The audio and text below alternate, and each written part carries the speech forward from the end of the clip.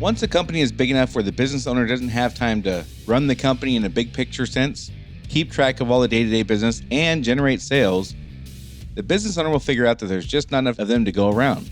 And for many, this is where they decide they need to hire a salesperson. And if this is you, you won't want to miss this episode. Running a service business can be hard. It is not unusual for business owners in industries like contracting, home repair, auto repair, business-to-business services like janitorial, IT and accounting, and many others to feel overwhelmed by all the priorities facing them at any given time. Between addressing the needs of the customers, managing the employees, figuring out the financials, and getting processes in place, feeling like you're making significant progress on your business journey can be difficult. Welcome to Service Industry Success, hosted by Brian Harding. Each week, Brian will look at real-world strategies for building the business you are dreaming of, while also sharing tactics to get through some of the most frustrating parts of business ownership with a lot more ease. Let's get started. One of the most common times people reach out to me is when they're at capacity and decide they need to hire a salesperson. The company has grown. The business owner has a lot on their plate. They're overseeing the day-to-day work. They're working on the behind-the-scenes stuff like getting procedures and processes ironed out. They're working on marketing probably at this time. And a team is really starting to come together. But they're still needing to generate sales and continue the growth. And they can't seem to do all that stuff at one time. All those things are happening, and they're just running out of time. So the call I get goes something like this. And I've gotten this call, more times than I can count. But here's how the call goes. Brian, I need to hire a salesperson to keep bringing in more work because I just don't have time anymore. But I've never hired a salesperson, so I'm just calling you to see if you have any suggestions. And of course, I always have some questions. And the first question I'll ask is, have you ever been a salesperson before, not including your role drumming up business for your own company? Have you ever managed a salesperson before? Now, generally, I ask these questions when I say, have you ever been a salesperson before? They'll say, well, yeah, I do sales now. I do sales for my company. That's not what I mean. I'm talking about, have you been a salesperson as like an employee, for example? So generally, they'll say no, but I've done sales for my own company. And then I'll ask, have you ever managed a salesperson before? And they'll say, well, no. I'll say, have you ever trained a salesperson before? No, I guess not. Do you have defined metrics or objectives for this person? And the answer always sounds something like, yeah, I figure they should be able to bring in another $150,000 to $250,000 a month, or whatever the number is. The number's not really important here, but they'll spit out a couple numbers. Yeah, I think that they should be able to do this. I mean, that's less than I'm bringing in. I don't have any experience at all. So a good salesperson should be able to do at least that amount. And I'll say, no. I mean, metrics, like how many calls is it reasonable to expect them to make each day? How many follow-ups should they make each day? How many conversions from cold calls should they have to warm leads? How many warm leads should turn into buyers? How long should a sales cycle take from initial contact to first purchase? Stuff like that. And to that, the response is usually something like, well, shouldn't a good salesperson know all that? I mean, I don't care. They just need to produce. I don't know what all those things are. They just need to bring in the money. And this is where the conversation usually takes a detour that they didn't expect. And it goes something like this. And this is not, I don't mean this to sound like a negative thing. There's some very specific things that we need to know to manage salespeople because it's a really difficult job position to manage. So especially for those entrepreneurs and business owners who have little or no sales experience, seemingly the most logical decision in this situation where they're just out of time is to hire an outside salesperson. But in most cases, when a business owner has no outside sales experience and they've come to me with this idea, I've told them that this may not be the best decision for you. In almost all those instances, as I've made this statement and gone on to explain my reasoning, the expressions on their faces goes from like bewilderment, like, what do you mean, to dread. Like, oh, I get it now. And I don't like what I'm hearing. So to be clear, I'm not suggesting that hiring a salesperson is never a good idea. That's not the case at all. I think there's plenty of times where hiring a salesperson makes perfect sense. In many cases, though, the business owner is avoiding working in a sales capacity themselves because of a few things. Now, one is They believe they should be the CEO or the president of the company, and they'll just delegate things they don't know how to do or don't want to do, which, to be sure, is sometimes the case. There's no question. Sometimes, though, they aren't fully aware of what they don't know about the sales process for their service or what it should be, or they can't really articulate the process. So, in those cases, oftentimes they'll minimize how important this role is, or they haven't really thought through the necessary details of what it would take to hire and train and motivate and mentor this role. And for some folks, working in a sales position just scares the hell out of them for one reason or another. And I get it. If you're doing outside sales and you're out cold calling and you're out trying to drum up business, it's not always fun. It's a big bit of a shot to the ego to go out and be told no a bunch of times when you're a business owner and you're a somebody. Like that's not always fun. So you could be saying to yourself, what do you mean they shouldn't be the CEO and delegate things they don't know? Of course they're supposed to do that. And I agree. There's plenty of things that should be and can be delegated without specific intrinsic knowledge. I just don't think sales is one of them. And when I talk about sales, I want to be really clear here. I'm not talking about selling. The customer calls and we go to their house, they bring their stuff to us and we sell a job. That's not what I mean by sales. I mean going out and finding people who have no idea who we are, no idea who our company is, and turn them into buying clients. That's what I'm talking about when I say outside sales. So sales in that capacity is not one of the things I think that the CEO or president can delegate without real hands-on, firsthand, intrinsic knowledge. And I would just ask, like, how many CEOs of Fortune 1000 companies do you think there are who are not masters of selling their product or service? I'd say the answer is probably zero. Same with marketing. In almost every case, the presidents and CEOs of companies come from the sales side of the business. Now, why do you think that is? I mean, imagine the CEO of Hewlett Packard or Ford or Microsoft or something like that not having any relative experience in sales and not being able to be called in as the closer to a giant customer. Like this person, of course, has to be the person who can close the deal when everything is on the line. This should be one of the best salespeople we have. So if you don't have any relevant sales experience other than selling your service as a business owner, as one of the many hats you've worn, which is not the same as being a salesperson, planning your weekend sales, knowing what a full day in sales should look like, knowing when it's the best and the worst times to call on prospects, where to find this endless supply of leads we're going to need. If you don't have that knowledge firsthand, you might not be qualified to manage a salesperson in any organization, let alone as the CEO of your company. If you've not done a sales job firsthand, and again, I'm going to get into this a little bit, but I don't mean just popping in to clients while you're on your way to do something else as a business owner.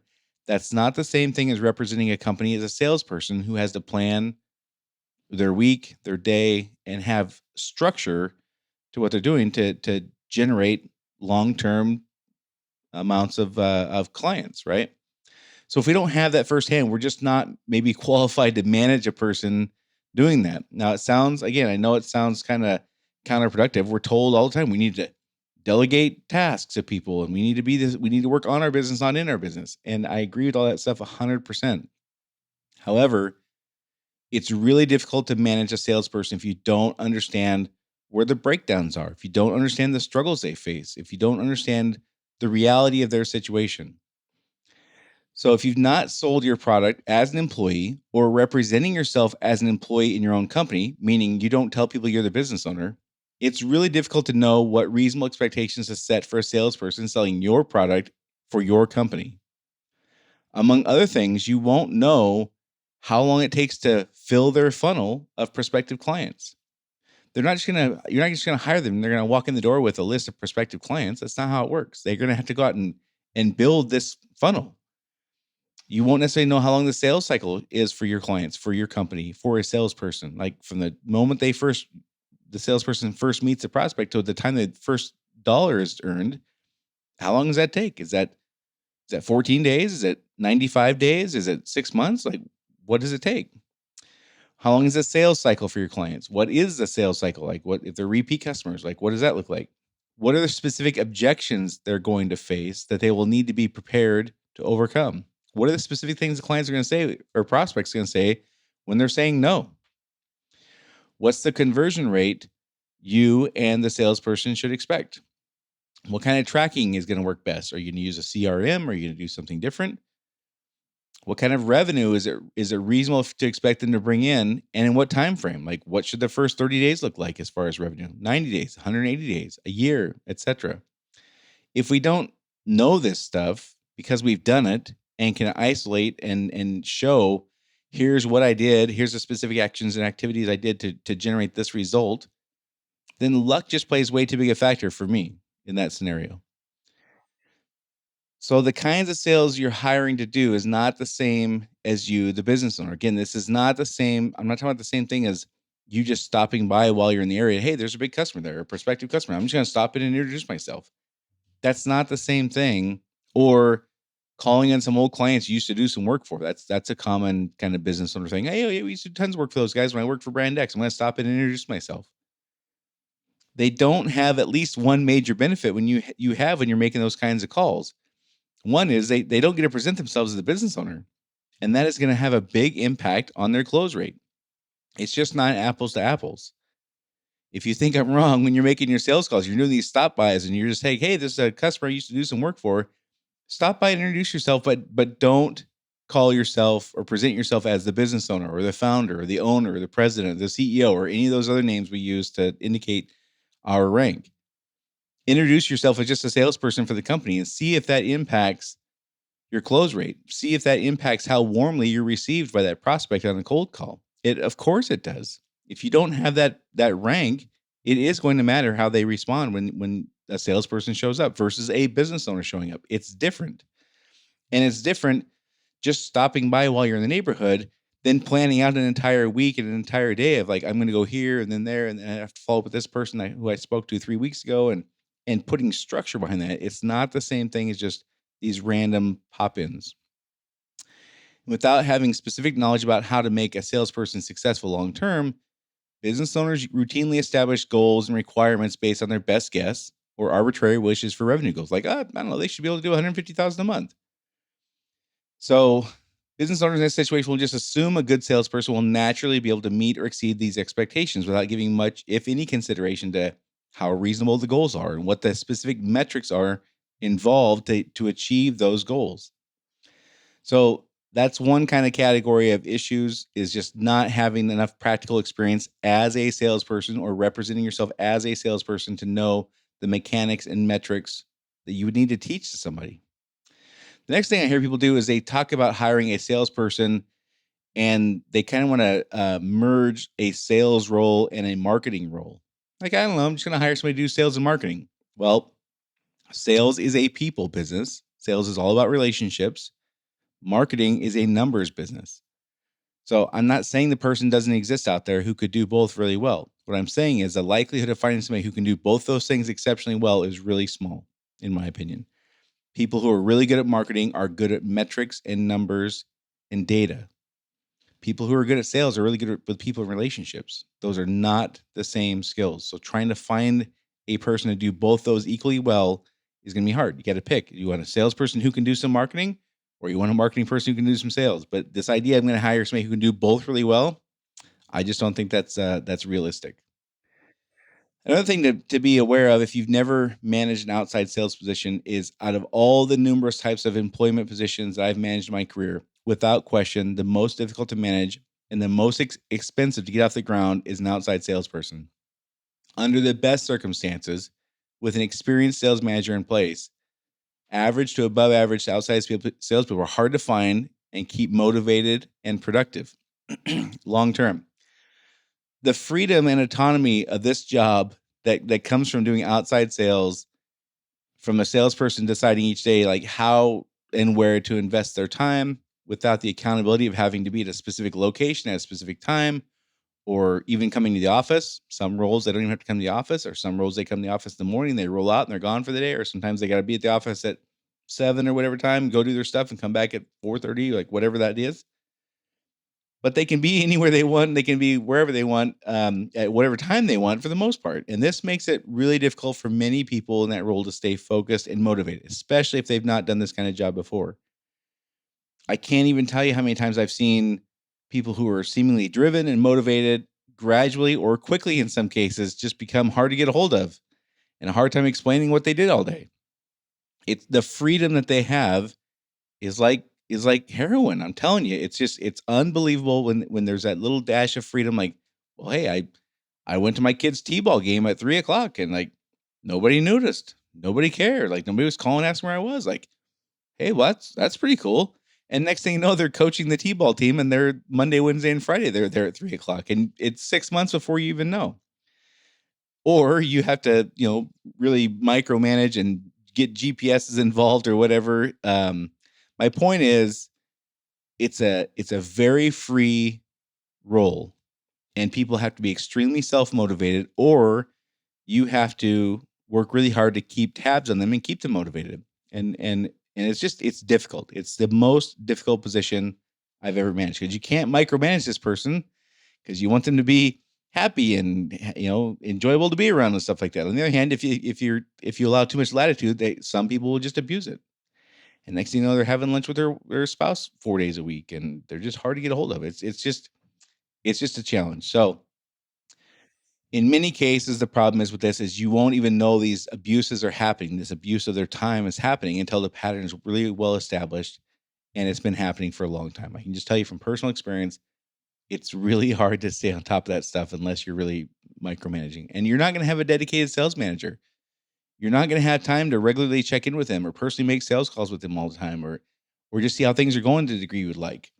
You're going to have a million other things to do. So you're not going to be on them to the degree that you would need to be to make sure that stuff doesn't happen. So it's extremely challenging. Um, yeah. Again, the requirement for the continuous accountability, independence, or relying on them to be self motivated, it just can create a perfect storm for failure. And I've seen really good employees move into these kinds of roles and not do well. And I've seen people who thought they could do well, who didn't have experience, come into this from outside the company and not do well either because they have to be self-motivated. There isn't implied structure in this kind of role. So people who need structure are going to struggle. So then you might say, okay, well, wait, Brian, you mentioned average and above average salespeople. I'll just skip those folks and I'm just going to hire an excellent salesperson. And then I won't have problems with the stuff you're talking about. And my response is, okay, you can absolutely do that, but it's going to cost you. A really good salesperson is going to command a salary of around 100,000 per year minimum, maybe 150 minimum nowadays with salaries where they're at. And this is why I mentioned that getting a salesperson in this role is one of the most expensive endeavors you're going to take on. Because if the compensation for the position you create is going to be have a heavy commission component, how are you going to entice a successful salesperson to work for you if you can't explain what the conversion rate is, for example, based on firsthand experience? If you can't explain what the sales cycle is from firsthand experience, a good salesperson is going to ask those questions. Well, how do you know how long a sales cycle is? Well, that's just I think that's what it should be. Why would they leave a high paying job they can count on to take a chance on a position in which you're only estimating the compensation based on completely hypothetical situations? Highly skilled salespeople are not going to make that leap unless their job's in jeopardy. And right now, people's jobs aren't really in jeopardy. At this point in time, good salespeople are staying where they're at. They're making great money. Why would they leave that to take a chance somewhere on completely hypothetical things that we can't explain from personal experience? Or are you going to pay that high salary and not have a heavy commission component in the beginning? You're going to pay that high salary from the start date to entice them to come work for you, and then take a chance of them not bringing enough revenue to make it worthwhile, like not even to cover their own salary, maybe. And if they don't have direct industry knowledge, how long is it going to take for their training? I mean, are you gonna hire this person with a high salary, and while they're just learning the nuts and bolts of your industries for 90 days, you're gonna pay them 25 grand or 35 grand for 3 months? That's a big investment before they even start, trying to bring in customers. And besides your gut feelings and dollars, like what criteria are you going to use to make a hiring decision? If you don't have knowledge firsthand of the specific mechanics involved in prospecting, converting cold calls into warm leads and follow up and all that stuff, how would you even know what sales or what questions to ask in an interview to see if they're a good fit? Specifically, if they're coming, or especially if they're coming from another industry, how would you even know what questions to ask if you hadn't done this role yourself? So, in most industries, it's going to take around 90 days for this new salesperson to fill their funnel with prospective clients before you can really expect them to close anything more than a random deal or two. So now we're 3 months into training and we're 90 days, another 3 months into filling their funnel. So we're 6 months in or 50 grand into your experiment before we can even begin to see results of their investment. And if your hire turns out to be a dud, it's going to take you somewhere between 90 days from then and 6 months from then to figure that out after they hit the road. So that means your total investment with this person would be somewhere in the neighborhood of $75,000 to $100,000 a year before you can decide if it was a good decision or not. And the worst part is, if this person doesn't work out and you want to fill this position again, now you get to spend the exact same amount of money and do the exact same thing with the next person. So that's what I'm saying when I talk about how expensive this is, it's oftentimes 90 days to train. It's oftentimes 90 days to fill the funnel. And it's at least 90 days to see from then, like, if they can convert. I mean, that's 9 months. And you might say, well, we don't need 90 days of training. Okay, well, it's still 6 months. It's really expensive to get this wrong. So then some people will say, well, fine, I won't hire a top-notch salesperson with a high salary expectation. I'll hire somebody who I can spend some time training and they don't have that salary requirement. All right. Well, what are you gonna train them on? What skills will you teach? If they don't have, previous experience in the sales role and you haven't done an outside sales job, what sales skills will you teach? What challenges will they face that you'll be prepared to help them with? And if the results are poor, what will tell you how to fix it? Or how would you even diagnose where the problem in the process is if you haven't done the process yourself? Or are you just going to say, well, that didn't work out, and 6 months later, we're going to fire the person and start over with somebody else? And again, it might be a lesser dollar amount, but it's still an expensive venture. So how is a person supposed to invest more time in sales when they're already over capacity when it comes to time? Well, I'll just tell you, what I did is I just carved out 2 or 3 days per week, and I just did sales. But I did it full time and without the advantage of pulling the owner card. Now, if people ask me if I was a business owner, I wouldn't lie and say no. I would say, if I would answer the question honestly, but I didn't present myself as a business owner. Now, in full transparency, I had the advantage of having years of sales of experience prior to doing this for my own company. But this is how I would do it if I was to do it now. I would carve out a couple, 3 days a week, and I would just go do sales as a full-time salesperson. I would have to map out my week, and I'd have to map out my day, and I'd have to get familiar with how you make follow-up calls and how soon and all those things we talked about earlier. And this is going to mean you're probably going to have to lean on, promote, or even hire some additional operational help. But here's the thing. In most cases, not only are operational positions easier to manage, but hiring a person to work in the operational side of the business is oftentimes less expensive. You can hire an entry-level person, for example, and promote a good employee or a series of employees. You might have to promote 2 or 3 people, hire the entry-level person and bump a couple people up who have the skills necessary to take over some of the supervisory duties you have now. But taking this route and promoting employees in the operational side will have a net cost which is much less than filling the sales role. And it'll give you the experience to be able to make a really good hiring decision and be able to really manage a salesperson well once you kind of know the ins and the outs of this sales role. Besides cost, another benefit of promoting operational staff is your existing knowledge of their skills and abilities. You know what their blind spots are. You know what their weaknesses are. You know what their blind spots are in the business. You know what they're going to be exceptionally good at, and the things they're going to need some struggle. They're going to struggle with, and you'll know where they need assistance. And you can oftentimes help them through that stuff over the phone. You don't necessarily have to be on the job site to help them through this stuff. Oftentimes they can explain things to you over the phone really well, and you can walk them through solutions. You can't really do that with a salesperson. A salesperson can't call you in the middle of a conversation with a prospect and say, what do I say here? It doesn't work that way. Now, often, if a potential client has a customer that they can answer, of course, they can go outside and call you. But my point is, that's not something you would want to replicate over and over and over again with a salesperson. You want a salesperson who go out and do the job on their own. That's the whole point. Where an operational person, you can help them over the phone, and it's not really a big deal. In addition, you're more likely to have success with promoting the operational team member than finding a salesperson.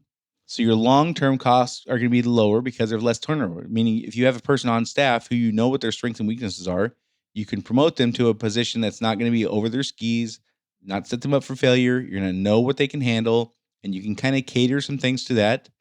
You can cater you can schedule your sales days around days of the week where it might not be beneficial to have them do this thing. You can have, you can break up the supervisory responsibilities over a few different people. It's just easier with operations people than it is salespeople. And you'll get a chance to see how these people perform in a leadership role. It's a great audition for people who might be great supervisors or managers someday. Other reasons, in my opinion, it's better to perform the sales function yourself, at least for a while, is because you can gain a tremendous amount of first-hand knowledge about what competitors are offering, how your service and quality stack up against competition, and how our pricing compares as well. You can't possibly get a true understanding of that when you delegate a sales position and you don't do it yourself. As a business owner, if your salesperson says, hey, brand X is offering a better price and is beating us on service according to these prospects I'm talking to, you might flat out dismiss them because it's a salesperson that you don't really trust. You don't hear the passion or the matter of fact manner with which the customer, the prospective customer, tells their version of what's happening in the industry unless you hear it firsthand. You might be knee deep in operational challenges, and you may tell yourself how it couldn't possibly be done any cheaper, any faster, any more cost effective than you're already doing it. And this might lead you to assuming that your salesperson just isn't doing a good job of selling your product or your company. So and it's just important to understand that in many ways, organizational efforts in efficiency and improvement are often driven by sales demand. Companies will improve because their customers demand it. And if you, as a business owner, are running operations and you're not hearing that from the client, you're not hearing that from the customers or prospects, you might stifle the ability of the sales team to push operations into making necessary improvements to keep up with the market or pricing or service or whatever. Because if the business owner has the final say on whether or not operational improvements are going to be made, how could the sales team, who again, you might not trust because they don't have any experience or they don't have industry knowledge or whatever, how could they have any kind of meaningful ability to influence the business owner's decisions if the business owner is running operations? The salespeople come and say, "Here's what our customers are expecting," and you say, "Well, that's not how we do it." If the business owner doesn't hear directly from the customers who are buying or not buying, the business owner will often default to their own knowledge or assumptions of being correct. I tell you, as an employee, I saw this happen firsthand, where a business owner was being told, like, here's what our clients are saying that they can get from brand X. And he kept saying that's not true. It's not possible. It can't be that way. And it took exactly one conversation with a potential customer where they said, here's what we're getting from brand X. And they pulled out the invoice and like, here it is. Here's the proof. And he went from in one conversation being adamantly against this thing to come back to the office and saying, we need to fix this tomorrow. My point is, that was a great experience for him as a business owner because he got to hear from the client firsthand. He didn't believe anybody until then, but all he had to hear is one time and to know that the customer wasn't BSing, that they were right and they were telling the truth, and the company had to make an improvement, and the company did, and they were better off for it. Another thing to keep in mind is, again, going back to this, when we represent ourselves as a business owner, it's just different than representing ourselves as a salesperson. Once customers find out you're the business owner, they will describe things about your business differently than if you're an employee. I call this the ugly baby phenomenon. If you've ever encountered a mother who had a really unattractive baby, it's not very likely somebody's going to say, oh my gosh, that's a really ugly baby. But if you found out it was the nanny with the baby, you might not be so apprehensive. Now, most of us probably wouldn't say anything in either case, but my point is there's no question that people, including your customers, will withhold potentially unpleasant truths depending on who's present in the conversation. They're going to say things to the salespeople they wouldn't say to the business owner because they know if you're the owner of the company, they're just going to be much less likely to tell you things that are negative because they don't want to hurt your feelings. That's just the way it is. So if there's a problem with the service, capacity, or pricing, or warranty, or some kind of a thing this prospective customer might believe, they're going to kind of hold their feelings back at least a little bit in order to protect you, the business owner, from the embarrassment of being told that your business, which they know is like your baby, has a flaw, or is simply not a contender in their business for whatever reason. It's better to present ourselves as a salesperson to find out what the customers really think than presenting ourselves as a business owner. Now, is that 100% true all the time? Nope. Sometimes you'll hear things as a business owner you wouldn't hear as an employee. But generally speaking, I think that people are more likely to be honest about negative things with a salesperson than they are the business owner. And one of our primary functions as business owners is to identify areas that our business needs improving. So I'm not saying you can't ever say you're the business owner. I'm not saying I haven't ever been told things that are really bad about my company as a business owner. I have. But when I presented myself as a salesperson, I heard things just more casually, just more kind of off the cuff, less cautiously than when people found out as a business owner. People tell me really direct things as a business owner, but they were really more cautious about it. Wasn't quite as free, I guess is the way to say it. So, am I saying that you have to be a full-time salesperson forever? Absolutely not. But what I am saying is you need to be able to articulate, educate, and train each step of the sales cycle based on firsthand experience. If the customer has this objection, we have to say this back. We have to know how to sell well enough to coach an employee whose performance has slid, which is going to happen sometimes. You can't be 100% on every day as an outside salesperson. You're going to have peaks and valleys. And we have to know how to coach people through that, which again is really difficult to do if you haven't done the job. We have to know the sales process well enough to know how to diagnose which step is causing a performance problem. There's like 5 or 7 steps in the sales cycle from an outside salesperson's perspective. If you can't diagnose where the hiccup is in that process, it's going to be really hard to manage people. We have to be able to teach about overcoming objections, like I said, from real experiences, using real prospects, real experience, real customers. We have to be able to sniff out reality from a bogus story you're being told by a person whose job it is to convince people of things. So you have to be able to tell when a salesperson is telling you something that's not quite right. You got to be able to kind of sniff through that. And you have to be able to understand the emotional roller coaster that is outside sales. In order to empathize and motivate, you have to understand, like, you get told no 35 times in a day. It sucks. And pretending like it doesn't or shouldn't is just not realistic. Like, there's going to be days they're going to call and just say, I don't know what to do. I'm batting zero today. And if we don't have their perspective of having gone through that, our reaction might be kind of a suck it up buttercup kind of thing when that's not really the appropriate response. So before we move on, let me tell you real quick that if you prefer video to podcast, you can get every one of these episodes on Rumble. Just go to rumble.com and look up Service Industry Success. That's the name of everything I have: the book, podcast, the website, the Rumble page, the YouTube page, like everything is always Service Industry Success. So just go to rumble.com and look up Service Industry Success. Every one of these episodes is on there if you like video better than audio. So just keep in mind, in every case, nearly every case, the presidents and CEOs of very successful companies come from the sales side of the business. And why is that? Because again, imagine the salesperson or the CEO of Hewlett Packard or Microsoft not having real life sales to be able to close the deal with a really important client. Like it just doesn't make sense. It wouldn't work that way. So if you don't have relevant sales experience other than selling your service as the business owner, as one of the many hats you've worn, which is not the same thing again as planning a sales week and knowing what a full day should look like and understanding when follow-up should happen and when's the best and worst time to call in clients, where to find the supply of leads, you might not be the person qualified yet to manage a salesperson in this kind of capacity. Let alone in your own business where you have a emotional attachment that is sometimes kind of makes us look through rose-colored glasses a little bit. If you've not sold your product as an employee or representing yourself as an employee in your own company, you can't really know what reasonable expectations to set for a salesperson selling your product for your company. If you haven't done it yourself in some kind of capacity, it's hard to say, like, here's what the expectation should be. And we can't just throw out random numbers and say, well, I'm doing $400,000 a month and I don't know anything. They should be able to do at least half that. Well, maybe not. They don't have the relationships you've had in the industry. Among other things, you wouldn't know how long it takes to fill up their funnel, how long a sales cycle is for your clients, what the specific objections they're going to face, what the conversion rate should be, what kind of tracking mechanism you should use, what kind of revenue is expected or could be expected reasonably in certain timeframes, like 30 days, 90 days, 180 days, all that kind of stuff. A salesperson you hire is just not doing the same kind of selling you are as a business owner. It's not the same when you just stop by to see a prospect while you're in the area versus them mapping out and planning out a whole day. It's not the same thing as you calling on some old clients you used to work for and them doing that without any kind of the context or the relationship.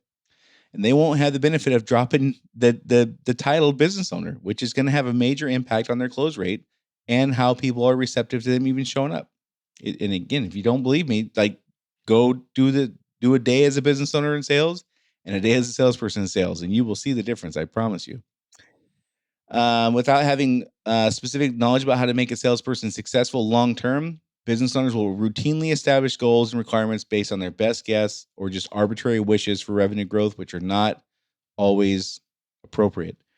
And business owners in this situation will just assume a good salesperson will just know this stuff and naturally be able to meet or exceed their expectations without giving them much or any consideration to how reasonable the goals are or what the specific metrics are involved in achieving those goals. Again, keep sales and marketing separate to the degree you can. Hiring a person who's good at sales and equally good at marketing that's a really tough ask, I think.